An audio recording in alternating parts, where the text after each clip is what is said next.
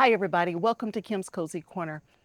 We are still in the middle of late summer cleanup, preparing for the fall, and I wanted to spend just a few minutes trying to trim up. I call it late summer pruning is what I'm getting ready to get into. And I normally use the loppers, or I think is what you call them. We call them toenail clippers to do that summer pruning. But SeeSii sent me this new electric pruning shear, and I am going to use this shear to help me get some of that work done, and it should make quick work of the work. So let's go over there and let's get started using this wonderful tool. Now this tool comes with 2 batteries. These are lithium ion batteries. They're 21 volt max is what it says on here. So it comes with 2 batteries, and then it has the on-off button, and it has 4 settings. And the first thing that I like to do anytime I get a new tool is read the instruction manual to make sure I know how to use it before I get over there and start using it. So the 4 settings right next to the power button determines the diameter that I want to set this to.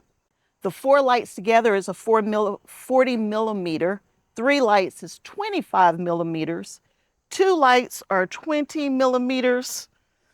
And 1 light is 15 millimeters. So we're going to keep all 4 because I don't want to have to keep changing the setting. We're going to just take it for the biggest setting for the whole time. Okay, the first thing to do to turn it on, you have to hit the trigger twice. Now that it's turned on, I'm ready to use it. I can just do like this and we're cutting. But if I need to go back to standby mode, I don't want to leave it open like this. So I press and hold the trigger for 3 to 5 seconds and it'll stay closed. You hear 2 beeps and it'll let you know that it's going to stay closed. I think that's it, y'all. It's super easy. That's the only thing you need to know. The settings, it tells you the amount of life on the battery. And that's really it. That's it, y'all. Let's go and cut some stuff.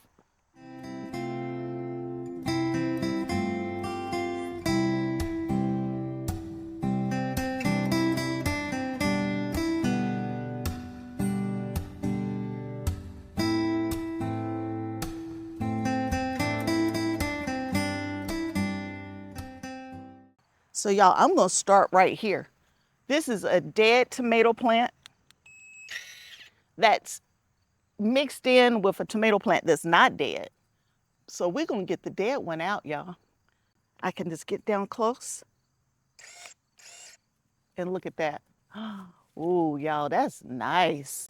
I'm going to cut it again into pieces to make it easier to pull it out. But y'all, look at that.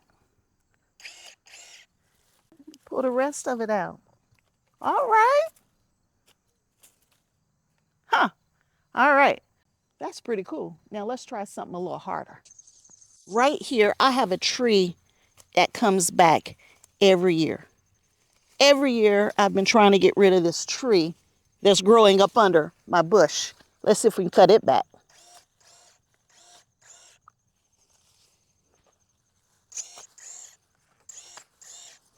Huh. That's definitely easier than me having to do all this to chop it out. Now, y'all, this is my sweet potato vine. I'm not trying to chop that out.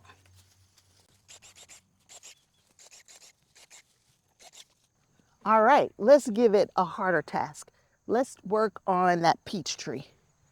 Now, this is the best I've ever seen this peach tree look, but it's also bigger than I want it to be. So we're going to cut out some of these center limbs, and I'm going to take the top out. Ha! Look at that. Y'all, this thing needs no help. It is super, super easy. All right, let's take the one in the middles out. Now this is what I call my summer pruning. I'll prune it again in the spring, just before the blooms come on, to make sure that it's good and healthy so that it can give us lots and lots of peaches Hopefully, with peach trees, you want to keep the center open. That's the key, is to keep the center open. This is pretty cool. Pretty cool. All right, so let's look at this tree behind me. Let's see what we got going on back here. This is pretty cool. I'm giving Charlie a lot of work to do later, but that's okay. All right. Now this will take your finger off. If I put my finger in there and I hit this button, y'all, I'm gonna be in the hospital. So that's something to keep in mind. Keep safety first. This is not something I'm gonna let my kids play with, because they'll be like, ooh, let me see what happens, and they'll put their finger in there. All right, I probably chopped way too much off for summer pruning, but anyway, that one's done. I'm gonna keep working on this, and then we're also gonna prune a couple more areas while I'm at it.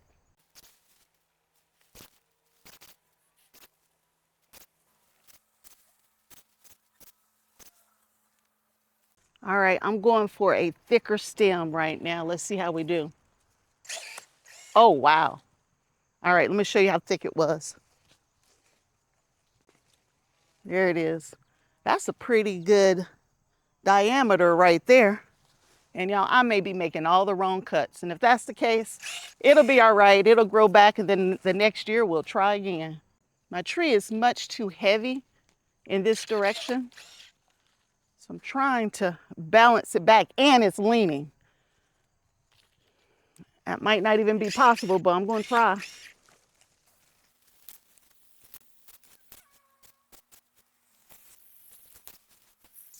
All right, I probably butchered that good enough, and it's probably butchered, but that's okay. We're keeping them nice and short so that we can keep the harvest down low. Now, these are dwarf trees. They're not supposed to get more than 8 feet tall. And I guess once you got fruit weighing on them, it'll kind of bend the leaves down a little bit to give it a little, to bring it down a little bit, but I don't want to take any chances. We're taking the tops out of most of these. Now I'm happy. Look at that one.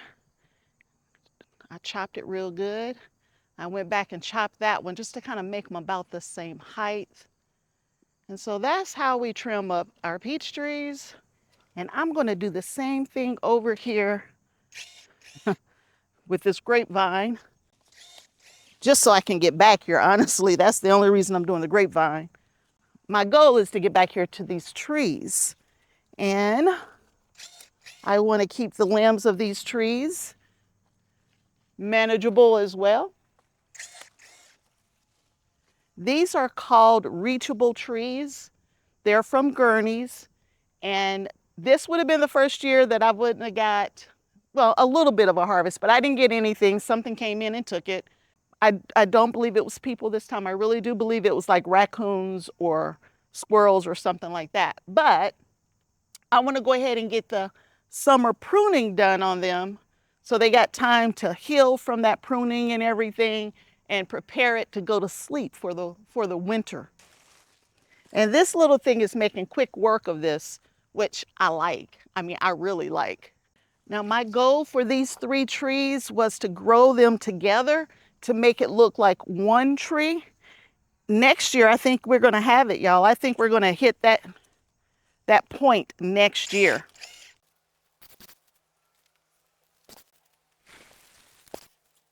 Well, that's strange. It's a weird direction to grow. My goal is to keep this side open and let the middle grow together. So that's what we're trying to do.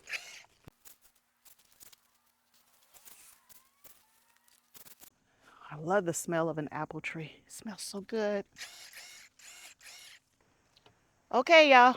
I think I've chopped enough off of those trees right there.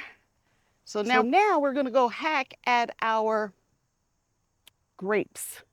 And I believe I'm going to take out a few cabbage plants along the way. This is an old cabbage plant that we harvested a long time ago, but I never took the plant out.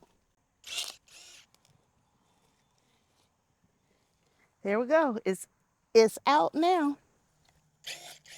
Here's another and another. So I'm going to go ahead and hack at this one too. It's one less thing I'm going to have to do later.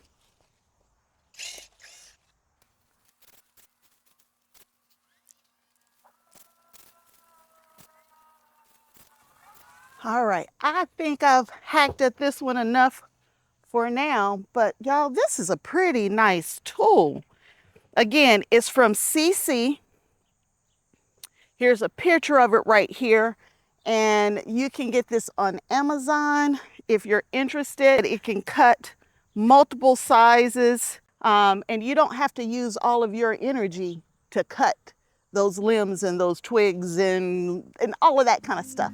So press a button versus having to use the force. If you're interested in one of these, I will have a link below. Again, from SeeSii. They're sponsoring this video, and this is a nice tool to make quick work of some vines and small tree limbs that you're trying to get rid of. So that's it from Kim's Cozy Corner. Until next time, and I hope there will be a next time that you hang out at Kim's Cozy Corner with me. Bye.